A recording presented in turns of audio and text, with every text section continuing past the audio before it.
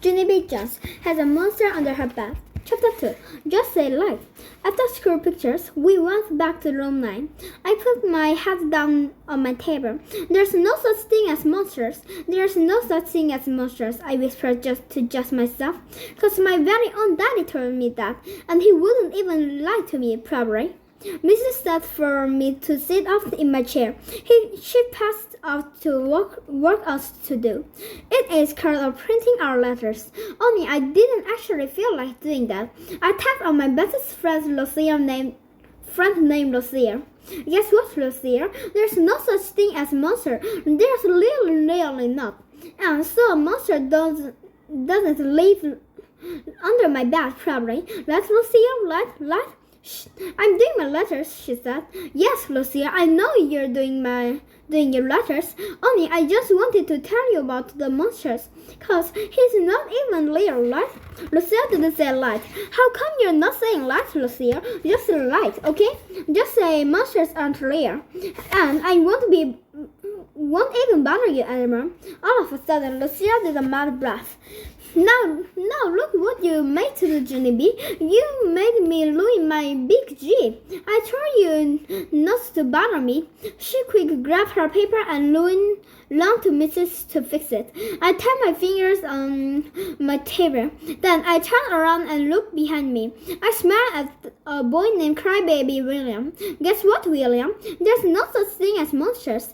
And so, a monster doesn't live under my bed, probably. Light, William, light. William moved his seat away from me. I followed him in my chair. I'm light, don't you think, William? A monster really doesn't live under my bed, does he? Plus also, he doesn't put my head on its mouth. William sliced his chair away some more. I scooped after him.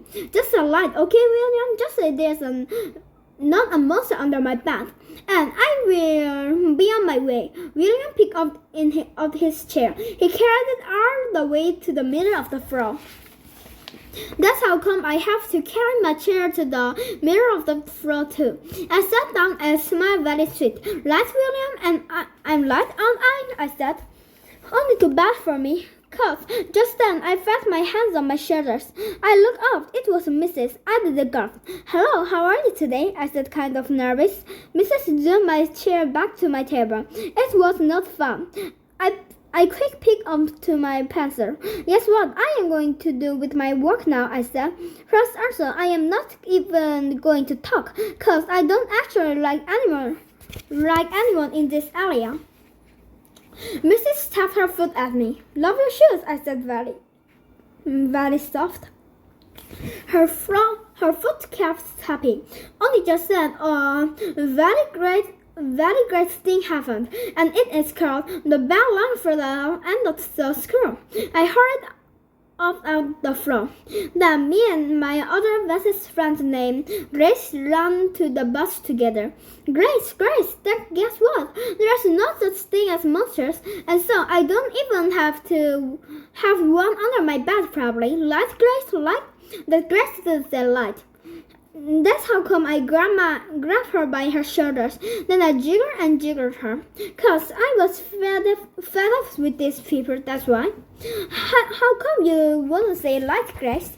How come Nori will say light? Cause I'm getting the end of my love with this thing. Then Grace took my hands off her. I can't say light because a monster really might live under your bed, Genevieve, she said. My eyes got big and wide at her. No, Grace, no, do not say that. Do not say a monster might live under my bed, cause that cannot even be true. Or else I would have spotted that guy by now. No, you wouldn't, she said. My big sister says that monsters can turn themselves invisible when you look at them. And so that's how came nobody ever sees them. That Grace looked serious at me. And that makes sense, don't you think, huh, Genevieve? Right? Just then, my throat got dry and my stomach got the shakes. I looked at out the window very upset, and I didn't say light. The